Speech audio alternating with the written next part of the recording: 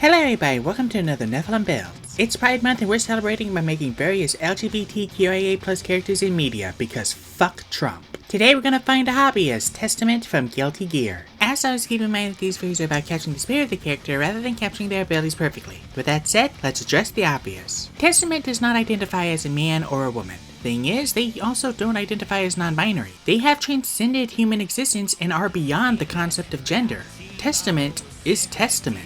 Ironically, we still have a term for that, agender. The difference between agender and non-binary is that non-binary means you identify with a gender that is neither man nor woman. Agender, on the other hand, means you don't identify with any gender.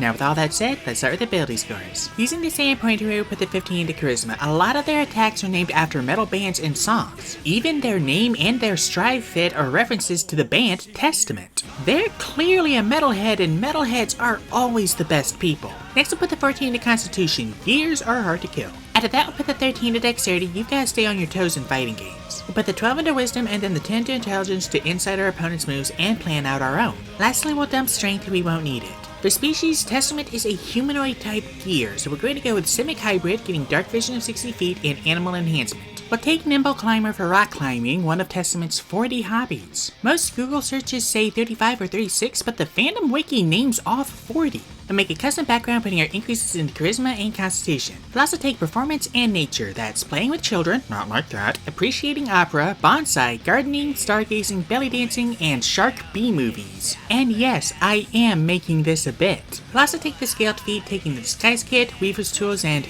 calligrapher supplies, and take Cook's Utensils. That's fashion magazines, collecting makeup, tucking, baking, embroidery, nail art, writing sci-fi novels, and barbecuing. Moving on to class, we're going to start off as a fighter. We'll get Strength and Constitution saving throws and take Athletics and Survival. We now have sightseeing, fishing, river trekking, road biking, weight training, watching wrestling, golfing, touring hot springs, beach volleyball, watching baseball, and snowboarding. We'll also be proficient with all weapons, armor, and shields. At level 1, we get second wind in our fighting style, taking Great Weapon Fighting. We'll also get Weapon Mastery, taking the Glaive for Graves. Chip damage is a bitch. We're now going to multi-class to Warlock, getting our Eldritch Invocations. We're going to start off with the Pact of the Blade to get our Blood Scythe. We'll also get 2 cantrips, taking Poison Spray for Grave Reaper and Prestidigitation for effects. We'll get 2 spells, taking Hex for some paint and Arms of Hadar for Arbiter Scythe. At level 2, we'll get Magical Cunning and 2 more invocations, taking Armor of Shadows for AC and Pact of the Chain for Crow. We'll also take Expeditious Retreat to dash. At level 3, we'll get our Otherworldly Patron. Pretty sure in some cultures, Succubi are considered Fae, so we'll take the Archfey, getting Steps of the Fae for Possession. Why is a teleporting move called Possession? I don't know. We'll also get Calm Emotions to de-escalate, Fairy Fire for more paint, Misty Step, and then Sleep in Phantasmal Force. Ignore those two. We'll also take Cloud of Daggers for another Arbiter side. Back to Fighter, at level 2 we'll get Action Surge and Tactical Mind and another Animal Enhancement, taking Carapace. Next at level 3 we'll get our Martial Archetype. We're going to go with Battlemaster, taking Insight for Fortune Telling and Painter Supplies. You know, for giggles. But also actually for painting. But not well, and I'm quoting the wiki on that. We'll also get our Superiority Dice and Maneuvers, taking Trip Attack and Pushing Attack for the fighting game staples. We'll also take Tactical Assessment for Thinking.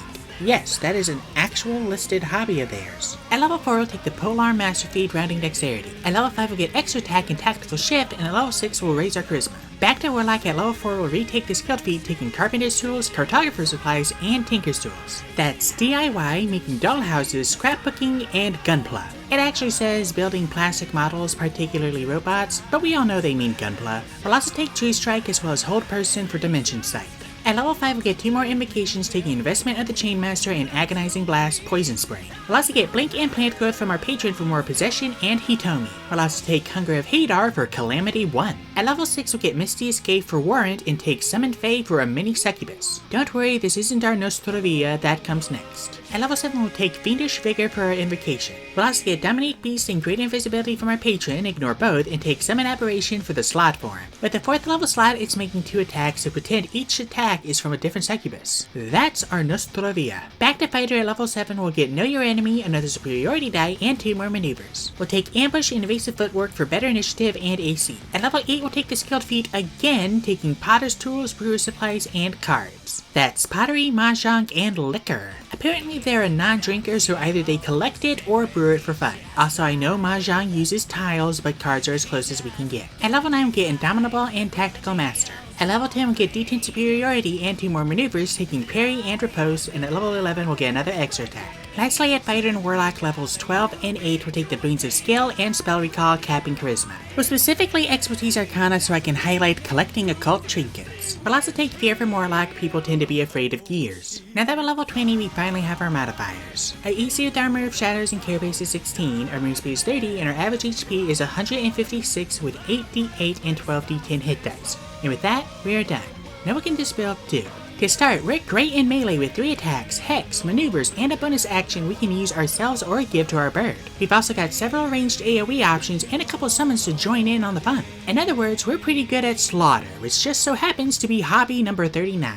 But Nephilim, what about hobby number 40? You mean board games? Like D&D? We've had that covered from the beginning. We're also incredibly hard to pin down with multiple free uses of Misty Step, and Spell Recall lets us get a bit more liberal with our spell slots. For weaknesses, we only have 2 spell slots, and we only get a 25% chance to keep one when we use them. And of course, no one ever takes short rests, right? So this is actually kind of bad. But more importantly, our summons are pretty weak at our level, and most of our useful spells are all concentration. We also used up 2 whole feats for the sake of a bit. If you'd rather be boring, then take your pick of Slasher, Sentinel, Spell Sniper, or Warcaster and reallocate your boon increases as needed. Do you want a +6 Charisma or a +3 Dexterity? Weaknesses aside, we're living our best life. Thank you guys so much for watching. If you'd like to support my channel, there's a link to my Patreon down in the description. $1 a month gives you 2-day early access to my videos and access to all of my homebrew content. Let me know what you thought of this video down in the comments, and I'll see you all next time when I make Alex Fierro from Magnus Chase and the Gods of Asgard.